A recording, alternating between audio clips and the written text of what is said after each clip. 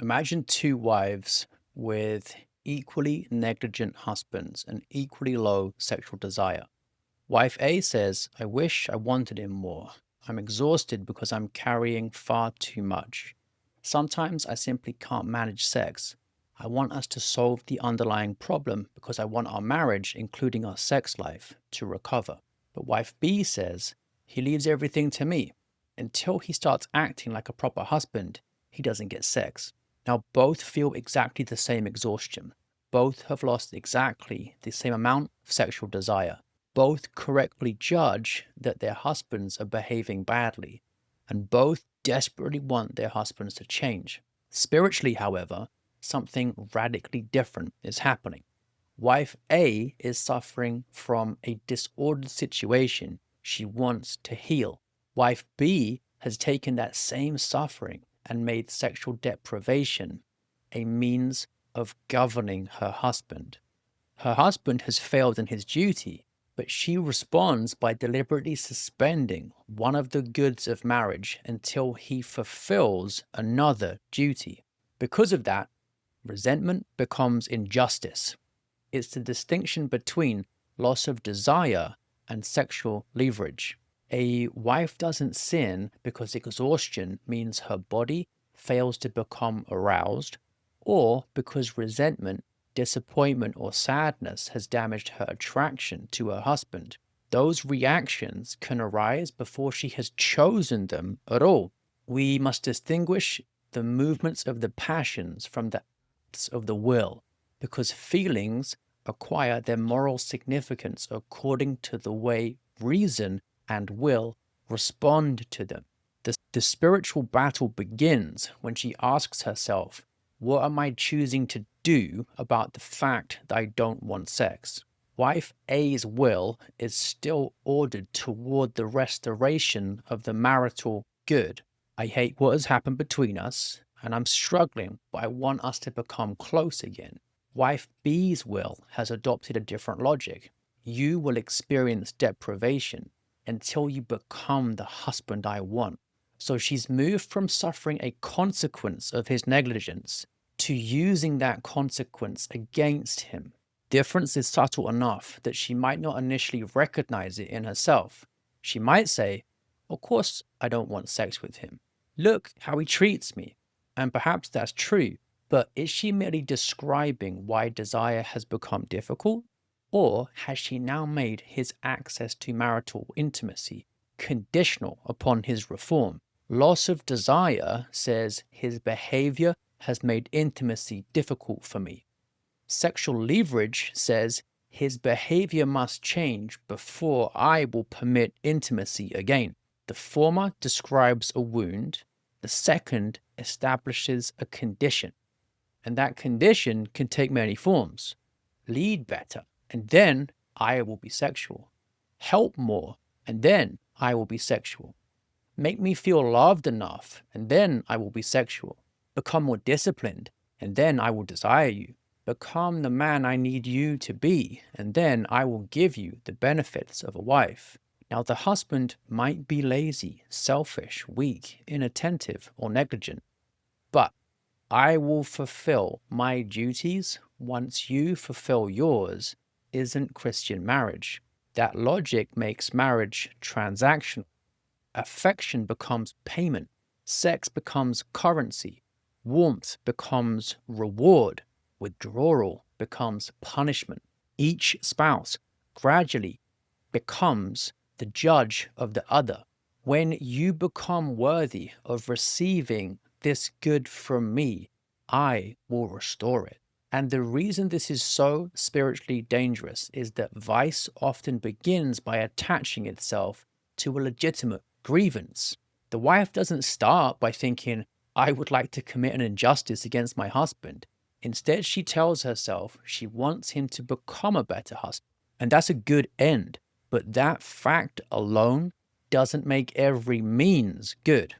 The problem is that her will chooses some perceived good while accepting the disorder attached to obtaining it. So her reasoning might contain much that's true. He really is neglecting me. That's true. This is hurting our marriage. That's true. He needs to change. Also true.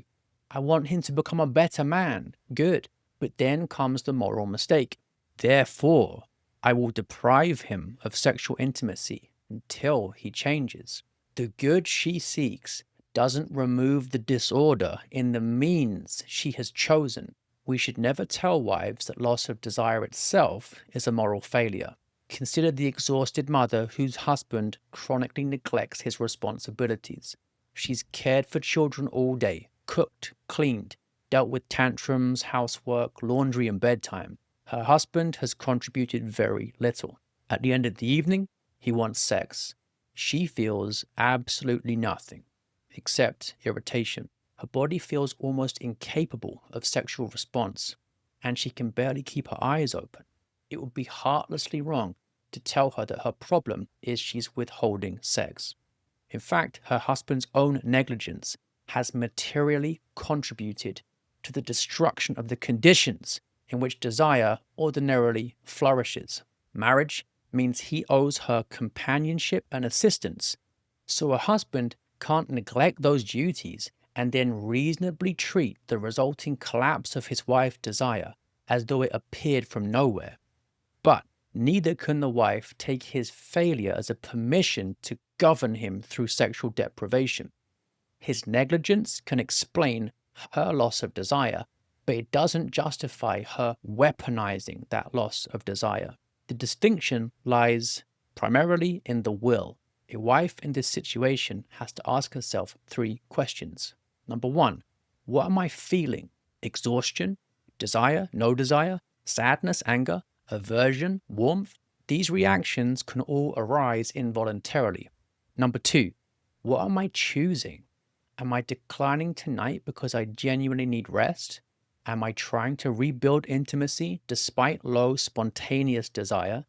Am I indefinitely abandoning sexual relationship? Am I deliberately withdrawing sex? Number 3, what am I trying to accomplish through that choice? Am I protecting my health, recovering from childbirth, responding to pain, trying to sleep, dealing with a serious marital crisis? Or am I trying to make my husband experience deprivation so that he changes? And perhaps the most important question is this one. If withholding sex had absolutely no power to change my husband's behavior, would I still believe I ought to withhold it? If the answer is no, the whole point is that eventually he will realize what he is losing and start behaving differently, then sex has become leverage. So there are now 2 moral problems instead of 1. He is sinning through negligence, and she is sinning by responding through injustice. His sin shouldn't become her permission to sin. This is one of the most important truths in marriage. Another person's vice never gives me permission to abandon my own virtue. The negligent husband is called to become just, generous, and responsible. The wounded wife is called to remain just, charitable, and prudent, even while confronting his negligence. That might require very firm words, boundaries, and clearly demanding that a serious problem be addressed. And it might sometimes require denying sex for genuine reasons, but it never permits her to turn the marriage bed into a disciplinary system. And the same moral principle applies to husbands. It's wrong for husbands to withdraw affection in order to punish, control, or reform their wives. What matters is the movement of the will, because that is ultimately what's at stake spiritually.